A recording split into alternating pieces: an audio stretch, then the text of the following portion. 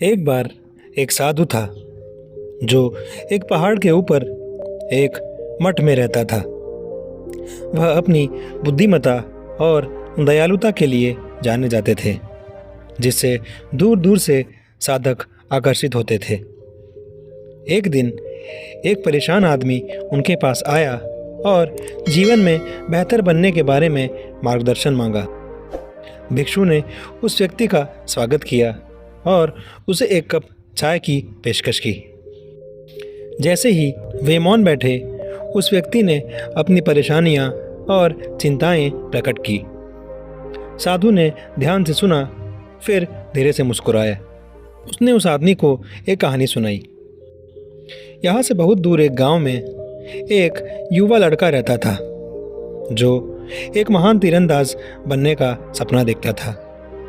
उसने अथक अभ्यास किया, लेकिन चाहे कितनी भी कोशिश कर ले, वह कभी भी अच्छा निशाना नहीं लगा सका। एक दिन पराजित महसूस करते हुए उसने एक पुराने कुशल धुरंधर से सलाह ली।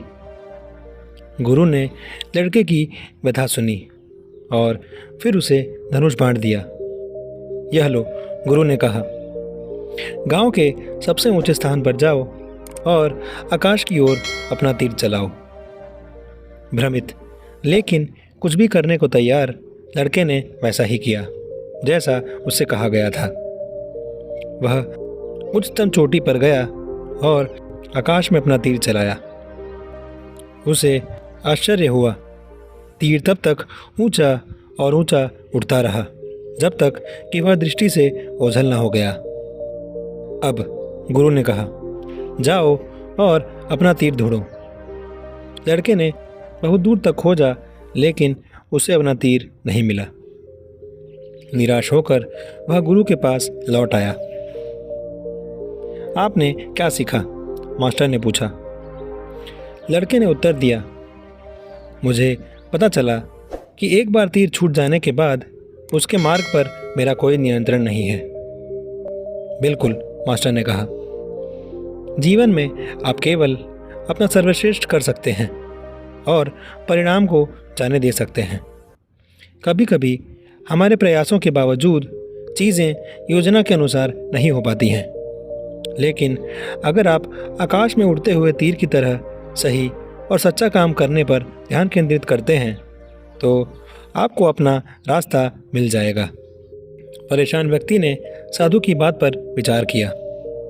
उसे एहसास हुआ कि उसने अपनी चिंताओं और अपेक्षाओं को बहुत मजबूती से पकड़ रखा है और परिणाम को जाने देने में असमर्थ है। नई स्पष्टता के साथ उन्होंने भिक्षु को धन्यवाद दिया और मठ छोड़ दिया। प्रत्येक दिन साहस और करुणा के साथ जीने का दृढ़ संकल्प किया और इसलिए भिक्षु की कहानी ने परेशान आदमी को जीवन की चुनौतियों को शालीनता और लचीलेपन के साथ स्वीकार करने के लिए प्रेरित किया, यह जानते हुए कि सच्चा विकास हार मानने और यात्रा पर भरोसा करने से आता है। धन्यवाद और धन्य रहें।